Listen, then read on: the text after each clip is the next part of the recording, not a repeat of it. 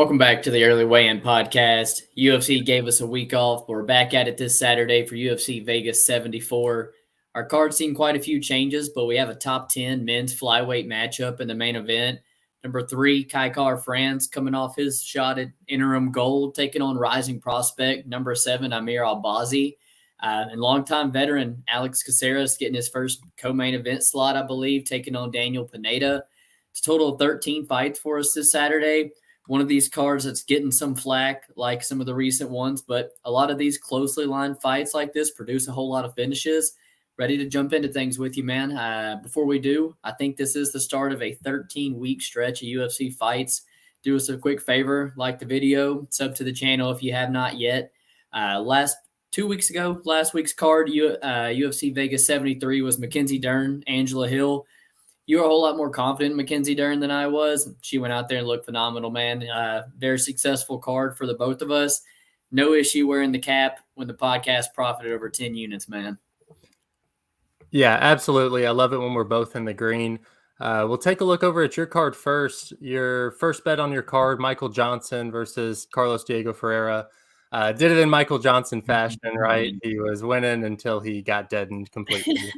You kind of knew that was going to happen with a Michael Johnson fight. You can't ever be too confident whenever he's in there. But at least it was a dog shot, so it's not too tough of a pill to swallow. Vladislav Borashev, we were both on him pretty heavy. Yeah. He made that look easy. And regrettably, I didn't play him inside the distance as well. But that was definitely a good hit. And then Karolina Kovacevic, veteran. You knew she had the experience and all the tools to beat Vanessa Demopoulos. It was just a question of whether or not she was over the hill. And I think that was an excellent spot, especially for the price tag that you got her at. The Chase Hooper, Nick Fiore over 1.5 ended up going to decision. I think that was an excellent spot. You paid a little bit of juice for it, but it was a nice 0.71 cash right there. The under 2.5 rounds in Fialho Buckley, another one that we were both pretty heavy on. The pace was a little bit weird going, as that fight continued on, but just given the style that both those guys bring to the table and the power that they both possess, I felt like it was just a matter of time before that did hit. So that was another good cash right there. Edmund Shabazian versus Anthony Hernandez under 2.5. I don't think that ever hits. Or I think that cashes at a much higher clip than minus 160. And I was happy that, I think we both ended up on that by the end of the night. So definitely a good price right there. And then your late read was Orion Kosi, Gilbert Urbina. Fight doesn't go the distance at minus 170. Another good read, late addition to the card. You ended up the night positive 3.5 units with a 42% return on investment. And yeah, like you said, that's hard to complain when you're putting up numbers like that. We'll take a look over at my card next. And I've lost it. There we go. My only straight bet of the night was the Vladislav Borashev. I had 2 units on him, a little 1.25 unit cash right there. The under 2.5 rounds in the Fialho Buckley fight, that was my biggest play of the night. And then I had also hedged by Buckley wins by decision only, in case Buckley did decide to mix in the wrestling. I think I was actually on track to getting screwed by the judges in that one because they'd given the first round to Fialho, even though I thought Buckley had edged that one out. Either way, I'm glad that one was just a pushed bet. I had the under 4.5 rounds in the Angela Hill Mackenzie Dern, which, I said on the podcast last 2 weeks ago that I felt like the Mackenzie Dern money line and the under 4.5 kind of went hand in hand. And after watching the fight, I still kind of feel that way. It's crazy that she wasn't able to find the finish. But then you look saved by the bell again. What was that? I said Hill was saved by the bell yet again, like all their absolutely. She's done it multiple times in her career. Thankfully, I was able to cash on Dern in my parlay. The first part of the parlay of the night was the Rodrigo Nascimento to win. I almost got screwed there. That was actually the closest part of the parlay with a split decision, although I do think that he was the rightful winner. And then I had Carlos Diego Ferreira, clean knockout there. Fight doesn't go the distance in the Shabazian Hernandez fight. Another good spot to pick. And then the Dern to win. I was happy with how confident I was on Dern, that it ended up kind of pending on her success, whether or not I cashed the parlay. At the end of the day, it's tough to play women's juice knowing their history. So I was happy to only risk a unit, and I cashed big on it for 5.2 units. I ended up the night positive 6.87 units with a 72% return on investment. And yeah, definitely good week for the podcast. I'm glad that we both got to cash for sure. We move on to the main event for this weekend, which is in the flyweight division, and usually a division that I kind of have hated in the past, but I've really grown to love. And I think that this is another banger fight that they've set up for us here. Admittedly, Kai Kara France isn't really one of these guys that I've ever been too high on. He somehow gets the right matchups to maintain his status at the top of the flyweight division. And, I think that he's drawn a really tough opponent here in Albazi. Albazi's young, dangerous finisher on a 5-fight win streak. He looks at it like he's really coming into his own recently. Now, I will admit that this is a huge jump up in competition for Albazi, but I do think that this is one of the better opportunities for Albazi to showcase his skills against somebody at the very top of the flyweight division. I think that this is a relatively good matchup for him. I think that Albazi is a technical fighter, and he definitely does his best work whenever he's able to mix in his takedowns with his attack. And while Kai Kara France has had quite a bit of success with the takedown defense, especially the Askarov fight is a fight that I feel like a lot of people are trying to draw parallels to. I think Albazi is physically stronger than Askarov, and I think that he does a little bit better job of chaining together his wrestling attempts, which is ultimately what it's going to take to get somebody like Kai Kara France to the ground. If Albazi does have the success that I think he will, I do think that he can make it look like easy work out there on Saturday. He's finished all of his UFC fights, and I think that Kai is the type of fighter that's willing to engage in the fight where Albazi will have the opportunities to capitalize on. On the other hand, if Kai Kara France is able to stuff those takedowns of Albazi, I do think that it gets more interesting. Albazi does have a decent stand-up game, but if he's forced to stand for 25 minutes with Kai Kara France, I do think that he could run out of attacks on the feet and become predictable, which is a big no-no with someone like Kai Kara France, who keeps that power into the later rounds of the fight. So ultimately, I'm picking Albazi to win this. I'm holding off on betting as of now. I actually expect the Kai Kara France love to continue to come in, and hopefully I can get Albazi at plus odds. I think he wins this fight roughly 55 to 60% of the time, which is enough for me to play, enough edge for me to play him right now at minus 110. So if the line doesn't move at all, I'll still probably find a unit or something to play on him, but he is my lean. Nice, man. I'm extremely excited for the main event as well. Nice striker versus grappler. Probably a big top 5 fight for the winner here. And I've been pretty high on Albazi since he's entered the UFC, despite him not really being tested so far. But to me, it's more of a testament to, I think, what the UFC knows they have in Albazi. They're giving him easy wins, the right matchups. They're building him up for a moment like he's got right here. Trains at Extreme Couture there in Vegas, not having to fly over from New Zealand and things. And I think the guy's really making improvements on the feet compared to what you see on the regional scene, developing a good jab, sneaky right hand, making reads mid-fight to get the knockout over Costa last time out. But, truly in this matchup, no shock where he wants to get it, like you said, down to the ground. He's got good takedown entries. And when he's on the top, man, he's pretty active with his ground and pound. He's got a wide variety of submission attempts. The biggest thing for him is just the jump in competition, because standing across from him is Kai Kara France, who's fought world champions, stood across from Brandon Moreno twice, fought Cody Garbrandt, Askarov, Royval, Pantoja. He's been 5 rounds before. He has an elite camp behind him as well. By far the best striker, I think, that stood across from Albazi. And, got a good calf kick that he's shown, like on Moreno and things, on good wrestlers.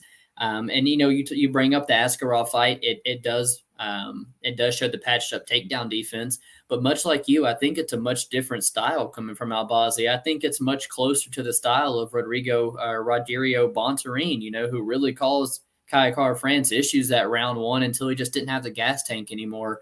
I think Albazi's got a lot, like you said, physically stronger, better control style on the mat, and a better gas tank than someone like Bontorin. Wins over Malcolm Gordon, Master Z, the lesser Figueiredo, and short notice Costa. It doesn't tell you too much, but I do think the potential's there with Albazi, and I think styles make fights. He's going to, it's a small cage in the apex, doesn't have to go far for these takedowns. Whereas I do believe Kai Car France was in front of a big crowd. He had that massive cage to skirt around the outside in and things. Doesn't have that here, man. So I don't think I'm going to jump on either side of the money line, but my pick's going to be our Amir Albazi to get this done as well. Moving on, co-main event, Alex Caceres taking on Daniel Pineda at 145 pounds. To me, both these guys are 30 plus, but I do think I see one who's really starting to put things together at this point, showing some improvements. And for one, I think his best days are behind him. And when I talk about improvements and stuff, I think it's Alex Caceres. Even here at 34 years old, managed to win 6 of his last 7 fights. The win over Choi, very impressive to me. Nasty KO over Erosa.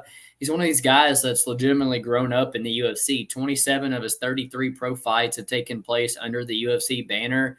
And in the loss that he has over these last 7 fights against Sodiq Yusuff, who's a top 15 fighter, I thought he gave a damn good account of himself. He's a very much far diverse striker. He's got the better footwork at range, ton of kicks, better gas tank, speed edge, and he is patching the holes in the ground game. I think there is a world where Pineda really struggles with that length and range of Alex Caceres. But I think there's a world where Pineda could get the grappling going as well. Pineda's, he's an all gas, no breaks kind of guy, finished all 28 wins inside the distance, but to his demise, been finished in 9 of his finished 9 of his 14 losses, I think, as well. So maybe not the greatest durability. One of these guys that comes out the gates hot and then kind of fades down the stretch, but 19 submission wins. The guy's a very underrated grappler, nasty submission artist. But at 37 years old, post-USADA suspension, I think guys like Cub Swanson, Andre Feely, guys who are good strikers with good footwork, knows how to use that range well, I think they give Pineda issues. I think he's kind of a meathead trying to close the distance, doesn't do it too well, eats some shots, and again, not sold on his gas tank down the stretch. So Caceres may survive an early onslaught here, but he's the pick, and I don't like his late round props. How about yourself? Yeah, no, I tend to agree with you. I feel like Alex is kind of getting disrespected here. They're kind of putting him at like a 63% win percentage right here. And I think he covers that. I think he's looking more like 70% in here against Daniel Pineda. Like you touched on, Daniel Pineda seems to be over the hill. I don't think it's a far jump to say that this is much closer to a fight like Cub Swanson, or the level of competition like Cub Swanson, which would be the highest level of competition he's faced in a really, really long time. So like you said, at 37 years old, I do think that Bruce Leroy has the tools, if he's able to keep this fight standing, to just wear on him as the rounds go on and eventually break him down. I could definitely see him find a late finish, but at the same time that I'm saying that, his last 3 out of 4 wins are finishes within the first or second round. So he is also, experienced enough to be able to capitalize on mistakes of his opponents. So he's dangerous all around. I'm kind of looking at just playing the Caceres money line, if anything, maybe finding another parlay spot that I could match him up with later on in the card. Moving on for my fight of the night, we go to the welterweight division, where we see Zaleski dos Santos taking on Abubakar Nurmagomedov. And I think that this is going to be an absolute banger no matter how this plays out. On the feet, I think Zaleski has a pretty clear advantage, but maybe not as clear as the wrestling edge Abubakar will have in this matchup.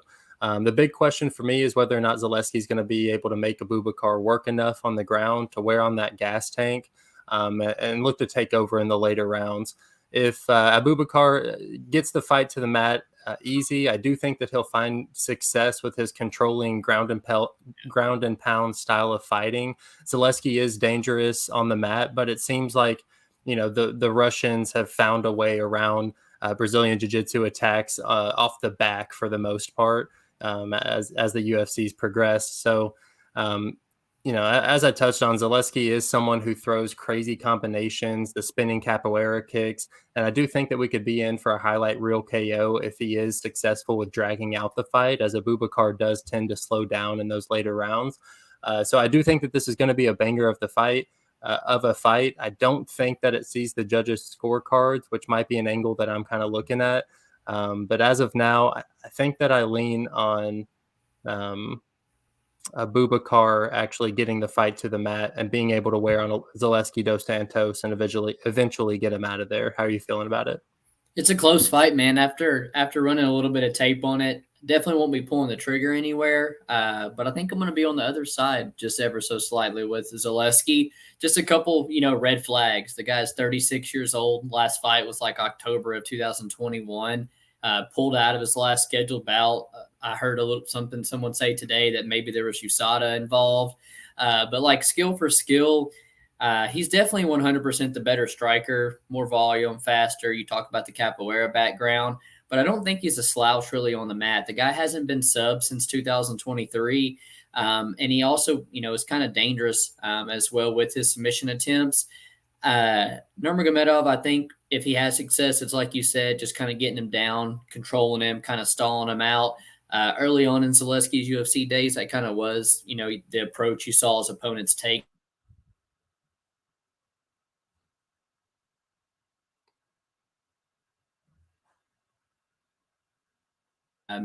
I just don't see it with him, man. The guy's pretty low volume. When he gets the fights down, he's not really the most potent finisher, not really looking for ground and pound and submission attempts. I don't think he's as aggressive with his wrestling as some of his cousins, Habib, Umar, Islam and stuff. And I think he's a little bit more fragile than those guys as well. I think he maybe has a little bit quit in him. He's been finished in majority of his losses.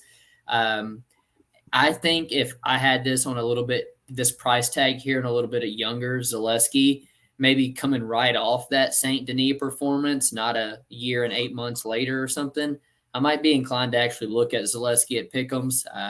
So just a couple red flags keeping me off of him, but I think he is going to be the side that I'm on here. So a little disagreement. My fight of the night, battle of two veterans, man. I'm going to take Jim Miller versus Jared Gordon. Miller, the record holder for most UFC fights, most UFC wins, and he's second in most finishes and submissions, only behind Charles Oliveira. And the guy's always been vocal about wanting to fight on UFC 100, 200. It looks like he's on the verge to probably fight on UFC 300 before he calls it quits. He used to be known really as that kind of like round one or bust guy, but I think a lot of that he said had to do with the Lyme disease stuff that he was battling. A lot of that seems to be behind him nowadays. As far as some of his weapons go, Jim's got a good calf kick, has a good counter left hand, and pretty opportunistic submission artist. But when I look at how these guys match up, I kind of feel Jared Gordon is similar to Jim Miller. He just kind of does it all a little bit better. He's about 5 years younger or something at 34. I think on the fees, a little bit better striker, a little bit cleaner boxer, good left hook. On the mat, Renzo Gracie, jiu-jitsu, brown belt under like John Danaher. I think he's got the superior cardio down the stretch, and I think he's just got all the tools to match Jim, just kind of come out on top. I think that I feel like we've almost kind of seen this fight already when Jared Gordon fought Joe Selecki. I think it could kind of play out pretty similar to this one. The big issue, the talking point here, is the recent knockout loss for Jared less than 2 months ago here. I know it shows a no contest on Tapology, but the guy was knocked out cold. It wasn't just the headbutt that dropped him down, but Bobby Green posted up with his neck and was, he's not. It was an out cold knockout, man. And while I don't know how much that effect that has on fighters, turnaround going forward, not really my area of expertise, but Jared's also someone that I think we've brought up as having chin issues in the past. It's not his first time getting knocked out as well. So unsure if the quick turnaround has much effect on this fight, but it does on me wanting to lay almost 2-1 on Jared. So Jared Gordon's going to be my pick, but no bets. Have any thoughts here on this one? Yeah, I really do wish Jim Miller had a little bit more of a like finishing potential on the feet with the strikes. I think that I would be more inclined to bet him here. But I do think that this is finally an opportunity to kind of capitalize on Jared Gordon's success against Paddy Pimblett. I thought that we were going to be getting a good price tag against Bobby Green, but we ended up getting minus 275 Bobby Green. Right. And it's tough. That was tough. So now just adding on top of that, the KO with the accidental clash of heads, I do think that this is kind of a a buy low spot for Jim Miller coming off the Hernandez loss, and a, Jared Gordon just having the name that he has in this past year, getting a little bit of juice in his favor when it might not be deserved. I think if both of these guys, like you said, kind of match up really well.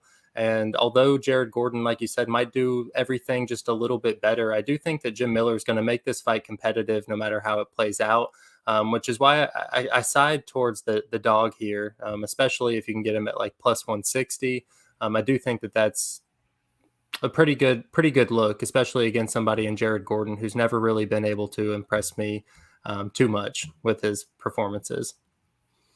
Moving on, for my fighter to watch, I'm taking the sexy Mexi John Castaneda. Actually, he's 31 years old now, and you take a look at his last 7, and he's 3-4.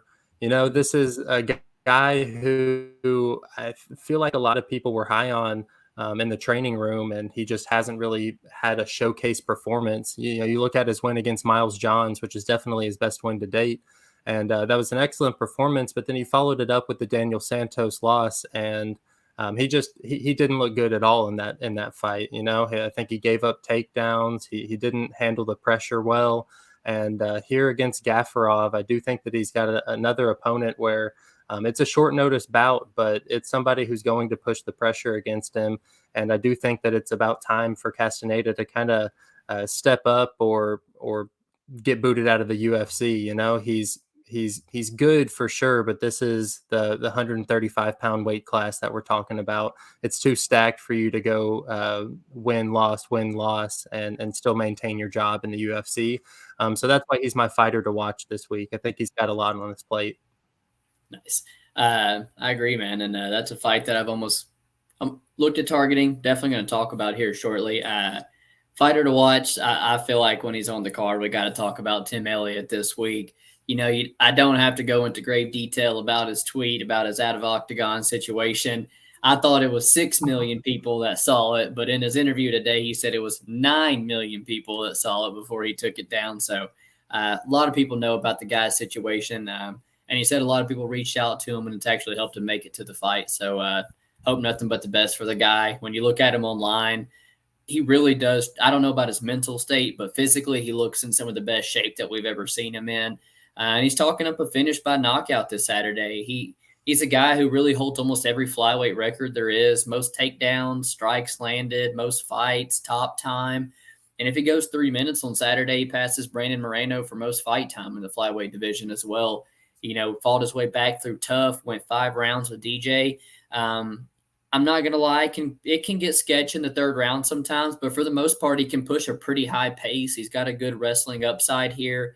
Awkward on the feet. He's kind of a guy who's hard to hit clean. I've always called him like a poor man's Dominic Cruz. And he has no problem cheating a little bit if he needs to as well to get the job done. But standing across from him, Victor Alves Moreno, a younger guy, a guy who's I think should be 12-1, with his only loss to Jared Brooks, who, in my opinion, is a top flyweight on the planet, doing his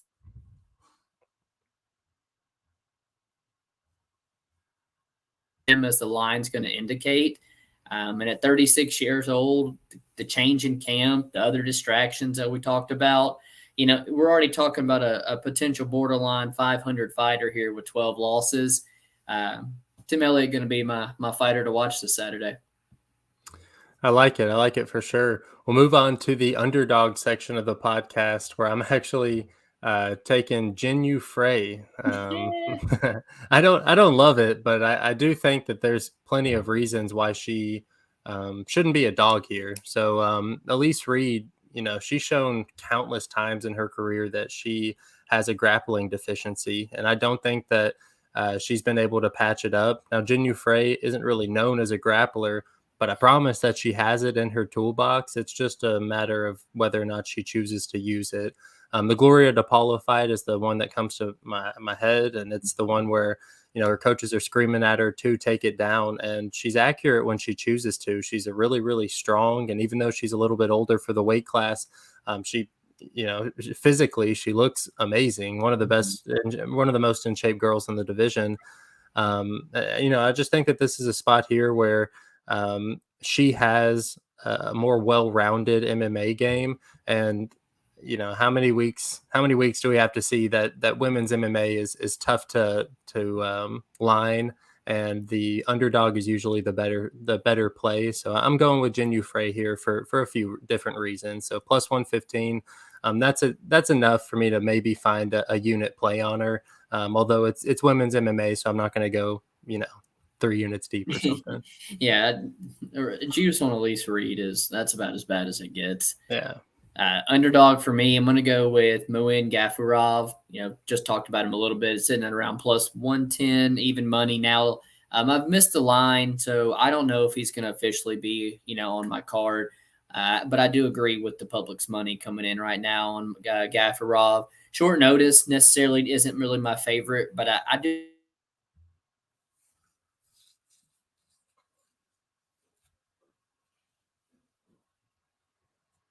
out there, get ahead on the strikes, get ahead on the scorecards, a wrestling upside. And, he isn't somebody with just a couple fights. He's debuting here with 22 fights. He was on the Contender Series before. He's fought in the Apex once before. And despite losing that fight, he was like a minus 500 coming into it. So the UFC knows that he's good. Had a little small slip up. You just talked about Castaneda really just not really performing to the standards that people think. 3-4 in his last 7. I think Gafurov stepping up on a relatively good spot here, and anybody at plus money that I think still has a little bit of value left on them, I think it's Muin Gafurov this week. I like it. I like that. We'll move on to the prop section of the podcast. I'm kind of I don't know. I feel like you might be surprised about this one. You kind of have a different play than this, but it's Albazi by decision. I think it's like really poorly lined. I think that Albazi does have the tools to win a controlling matchup here, especially if he does find success getting the fight to the mat. His decision is plus 440. I mean, these are 125 pounders at the end of the day. Right. He's never been in a 5-round fight, but he hasn't really shown me many reasons to doubt that doesn't have the ability to go 5 rounds. Mm-hmm. I do think that if he can bank 3 or 4 rounds, that he'll secure a win on the judges' scorecards. I think that this will be a sketchy cash no matter what, because towards the later rounds, if it does get drawn out, that 5th round, I do think that Kai Kara France could start to find that timing, and there is the opportunity for him to go to sleep. But if he can manage to avoid that, I do think that he'll have banked enough to win the decision. So Albazi by decision plus 440 is my prop of the week. I think I lost you there. I think I'm back here at this point. Okay. Prop of the week, you can kind of do what you want here with this section. I'm going to go Kai Kara France versus Amir Albazi doesn't go the distance. I got 1.25 units on it at minus 115. I do feel like being flyweights is kind of what's keeping this line where it's at. If it's another weight class and you see a clash of styles like this, where you see a guy stepping up big competition for the first time in his first 5-rounder, I realistically think we could see this priced around minus 170. You see the grappling issues. It could be the kryptonite of Kai. I feel like Albazi does a better job of kind of mixing that wrestling and jiu-jitsu together than anybody's Kai has seen before. And then I can say the same thing for, Albazi, as Kai is the best striker, best pure fighter that he's ever stood across from. And on the regional scene, one of Albazi's only losses, Shorty Torres, and I think it was Brave FC. It didn't finish him, but he did drop him. It did hurt him on the feet, didn't show you the things that you want to like. So, I see clear paths to victories for both guys. I think realistically we could see a finish 60 to 65% of the time, and we're only getting that around 53 or something. So I do think there's some value on it, not going the distance. So slight disagreement in the prop section this week, but gonna take the fight doesn't go the distance. Yeah, it is what it is. The plus 440 that only has to hit every once in a while, So I understand where you're coming from for sure. My best bet of the week. We've talked about him over and over again, but truthfully, this is a card that I'm probably not going to be going too heavy on.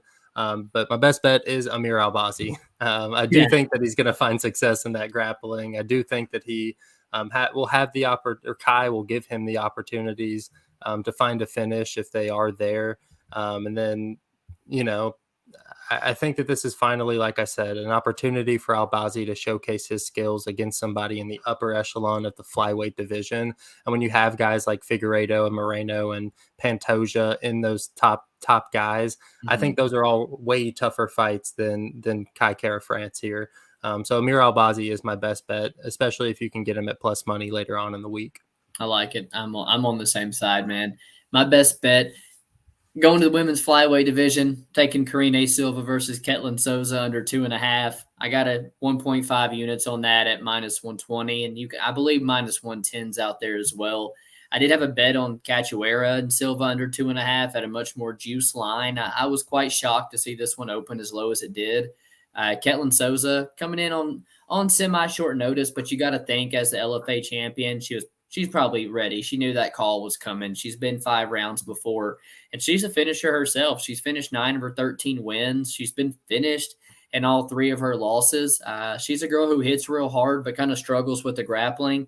And man, that's where Karine Silva kind of is that's where her best game is at. I think she's going to find a lot of success with her grappling. She got good submission attempts, and she's an even better finisher. This girl's finished 100% of her fights, all 15 wins inside the distance. And when you look at her losses, she's been finished in 3 or 4 of those as well. So you see girls combining here for an 84% finish rate.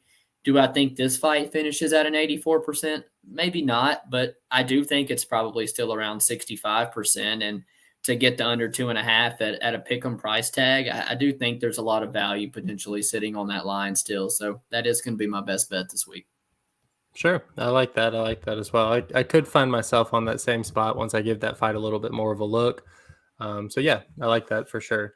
We'll move on to the quick pick section of the podcast where we start off the night in the light heavyweight division. Kind of odd that this one's buried so far on the card, but I will take it to open up my night. Maxim Grishin taking on Felipe Lins. I think that Maxim Grishin's the better fighter here. So I'm on Maxim Grishin. I think that he's really old, and that sucks to bet on. But it's a little bit more forgiving in this weight class. So Maxim Grishin's the pick. Yeah, very rarely do you see the lone heavyweight and light heavyweight fights buried on the prelims. Usually they're sticking those on the main card, torturing everybody. Surprised with the Felipe Lins love this week myself, to be honest with you. What has he really, shown since dropping to 205? Sure, he's looked good physique-wise, but I think he's fought 2 lesser caliber fighters than Maxim Grishin, and I'm with you, man. I think he's the side as well. Just don't think I pull the trigger on a lower level fight this week. Moving down, but second fight of the night, Luan Lacerda taking on Damon Blackshear at 135 pounds. Close fight. One I didn't do too much tape on because, I just don't have enough out there, I think, for either one of these fighters for me to make the clearest read. I think they both kind of have the strength, on the mat and their submission game, where I favor Luan Lacerda just ever so slightly, man. So he is going to be the pick, but there ain't going to be a bet there for me this week. So Damon Blackshear was almost my fighter to watch this week. I do think that he's got a lot to prove right here. I'm actually on him. So I don't know if I find a play on him, but I'll pick him for the sake of the quick pick section. Moving up the card, down a weight class. Jin Yu Frey taking on Elise Reed at strawweight. I'm on Jin Yu Frey here in another dog pick. I think that she has the tools to, if she wants to, get this fight to the mat and get a dub here. Yeah, I'm with you. I think she does have that grappling upside, and Elise Reed is just someone you'll never catch me laying chalk on with the grappling deficiency, the 9 fights to her name period. If Loma Lukbume is taking you down, choking you out, you really have some holes in your ground game that a lot of UFC level girls, I think, can exploit. Jin Yu Frey, don't understand their Elise Reed love this week. Daniel Santos taking on Johnny Munoz. The one that got away from me, man. I was big on Daniel Santos at minus 155, and maybe it was a blessing in disguise because he was, I guess, coming in hurt with a shoulder injury. I had my other suspicions about them maybe just pulling that and rebooking it after Vegas lost a whole lot of money, I think I like Daniel Santos a lot. I think the guy fights for every last dollar you lay on him. He's tough. He's got the skills, and I'm betting the under 2.5 in this fight. I think Daniel Santos is going to go out there and get it done. Yeah, I'm with you. I think that the missed line, it's tough to look past. I was thinking about putting Santos and Guram in a parlay this week. Thankfully, that one fell apart, and I think I'm okay with not playing anything on Santos this week. So I'll pick him to win here, although I don't have a lot of conviction with it. Moving up the card to the heavyweight division, Andre Arlovsky versus Don'Tale Mayes. I'm seeing a ton of love on Andre Arlovsky, and I know that there's a ton of reasons not to love Don'Tale Mayes, but I actually lean him in this matchup. And I don't really have an excellent reason why, but I do think that Arlovsky, although he has been able to kind of fight Father Time, there will be a time where it's no longer he's no longer capable of doing that. And Don'Tale Mayes has the physical attributes where he might be able to expose somebody like Arlovsky who could be aging. Yeah, so I'm a little bit torn. Originally, I kind of was leaning toward the Don'Tale Mayes side, but I don't know if Mayes really has the skills nor the finishing upside of like the power of like a Rogerio de Lima. It seems like Arlovsky kind of found a way to point fight these lower level heavyweights, disrupt some of their timing, and in a fight that I think actually is going to go the distance at a higher clip. I'm going to side with the dog ever so slightly, but no action here for Arlovsky as the pick. But you've got Arlovsky. Yeah, taking Arlovsky. John Castaneda taking on Muin Gafurov. I'm going to go Gafurov, even though he's on short notice. He's going to be the side. I think at plus money, he's where some value is too. Yeah, I'm also on Gafurov. I think that John Castaneda doesn't show up, although he was my fighter to pick. And he needs this one. I don't think that he's going to. And I think that Gafurov's the perfect opponent that has been staying ready and was prepared to take a fight on short notice to come in here and get the upset against Castaneda and kind of wash away those hopes for making a true impact in the UFC. Moving up the card, we go to Elizu Zaleski taking on Abubakar Nurmagomedov. I said earlier I'm on the Abubakar Nurmagomedov side. I haven't changed, but don't know if it's with a ton of conviction. I do think that there's paths that both these guys find success, although I think Abubakar's path of getting him to the ground and just kind of wearing on him is the most likely one. Yeah, I think it shows in the line that both of these guys kind of have a path to success here, one on the feet and one on the mat. Virtually a pick 'em. Make it a little interesting, side with Zaleski just so we can have a little bit of a disagreement there. Jamie Mullarkey, Muhammadjan Naimov. Hopefully I said that right. Have not even looked into this fight since Guy took it on short notice. Jamie Mullarkey above 80%. Won't catch me on that, just saying. But he's tough enough that I think it's going to be hard for a UFC debutant to come in here and like surprisingly starch Jamie Mullarkey because the guy can eat a punch, but I don't think he's necessarily that good as well. He's going to be the pick. No bet though. Mullarkey's the pick for you? Yeah. Yeah, I was really hoping that I could fade Mullarkey here with this short notice opponent, but the tape was pretty underwhelming on Naimov. So I'm with you. I'm also siding with Jamie Mullarkey here, although I don't think that price tag is very warranted. Moving up the card, we go to Karine Silva taking on Ketlin Souza. I'm also on the Karine Silva side. I do think that she has a lot of finishing upside, and you really like to see that from girls. I think that's nice to see because there's obviously a level, a difference in level if she's getting those finishes in the UFC, especially. Yeah, I'm on the same side. Not really in love with the line. Way more inclined to lay a pick 'em on the under when she's finished 100% of her wins versus minus 225 on her money line. So big on the under. Karine Silva going to be the pick. Tim Elliott versus Victor Altamirano. Man, my heart wants Tim Elliott to come out here and make a statement and win, cash the under for me. He's the pick, man, but I don't know. I think he's got a tough fight, man. I think he's got someone in front of him that is not going to go away easy. And Victor Altamirano. So I think this is going to be a really, really good fight. And I'm glad they got it on the main card. Tim Elliott's going to be my pick. Yeah, Elliott's the pick for me as well. I think if he didn't have all this, extra stuff on the side going on, I'd be more inclined to pick him. But yeah, he'll be the pick for me as well. Moving on to the showcase fight on the main card, Jim Miller versus Jared Gordon. I'm going to take Jim Miller here. Like I said, I think it's a buy low spot. Like gun to my head. No, I'm going to take Jim Miller here. Okay. I'll side with Jared Gordon. But yeah, it's a little bit of red flags, whether it affects the fight or not, I don't know. But coming back off a knockout like that is a little bit scary. I think it will. It absolutely might, man. It really will. Because like I said, he was somebody that we're already kind of worried about the chin in the first place. I just wish he was a little bit better striker, had the more finishing upside on the feet, and then I'd be all over a plus 150 at that point. But Jared Gordon's is what my gut says, man. Co-main event, Alex Caceres, Daniel Pineda.